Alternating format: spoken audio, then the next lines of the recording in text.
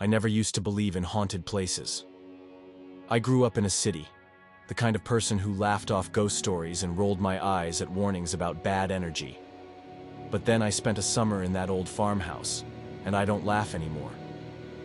It was my cousin's house, out in the middle of nowhere, a good hour from the nearest gas station. The place had been empty for years before his family bought it, and when I showed up, the grass was as tall as my waist, the windows smeared with old rain and dust. There was a barn out back, rotting into the ground, and the woods pressed in so close that at night it felt like the trees were breathing. The first week, nothing happened. I mowed the lawn, helped patch up the roof, tried not to think about how the floorboards creaked when nobody else was home. But at night, things changed.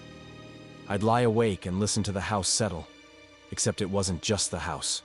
There were footsteps, soft and slow, pacing the hallway outside my room. The air would go cold, thick and heavy, and even when I squeezed my eyes shut, I could feel something standing just past the door.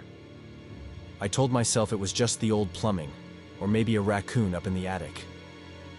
I tried not to look too closely at the old photographs left behind in the attic, the ones where everyone looked just a little bit off.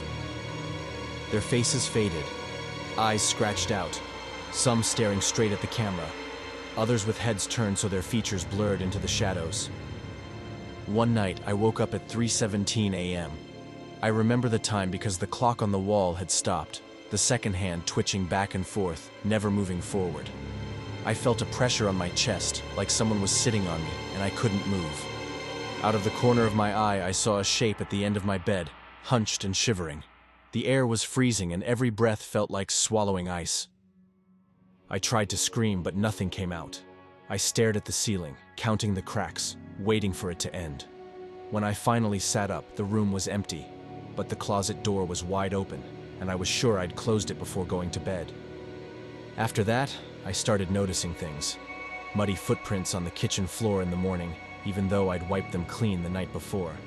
My toothbrush moved from the sink to the windowsill, lights flickering just as I'd fall asleep. Sometimes, standing out in the yard, I'd catch a glimpse of someone moving behind the upstairs curtains, a pale face, a hand pressed to the glass. But when I'd run inside, the room would be empty, dust motes spinning in the sunlight. The worst part was the barn. I never went in there, not after I found the old chain hanging from the rafters, swinging gently on a windless day. Sometimes, at dusk, I'd see something hanging from the beam, twisting, just for a second before the shadows swallowed it up. There was a smell too, a sharp metallic tang that clung to my clothes whenever I got too close. I left after a month. I packed up in the middle of the night, not caring about the stuff I left behind. Even now, years later, I wake up at 3:17 a.m. I see faces in the window, hear footsteps in the hallway of my apartment. I keep telling myself it's just my imagination, some trick of memory or light. But sometimes, I'll come home to muddy footprints by my front door. And sometimes, late at night, I hear the creak of floorboards and know I didn't come home alone.